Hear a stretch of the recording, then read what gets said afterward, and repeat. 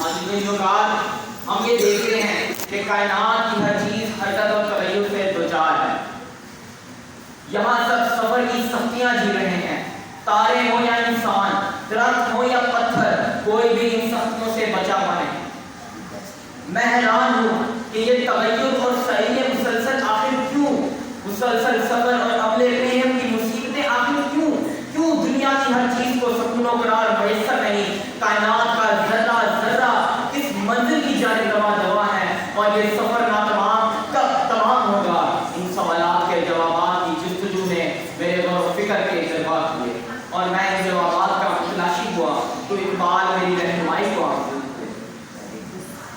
جنبش سے ہے زندگی جہاں کی، جنبش سے ہے زندگی جہاں کی، یہ رسم قدیم ہے یہاں کی.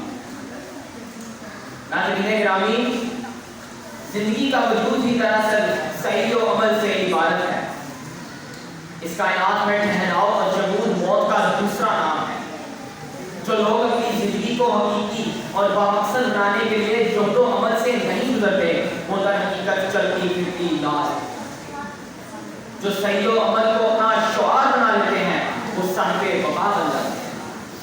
حکیم الامت نے ہمیں یہ پیغام دیا ہے کہ جب ہم کسی مقصد کے لیے انتھک محنت کریں تو وہ محنت اس مقصد کے لیے انتہائی حسن اور خوبصورتی کا مرتکب ہوتی ہے. گویا مسلسل محنت، سعی و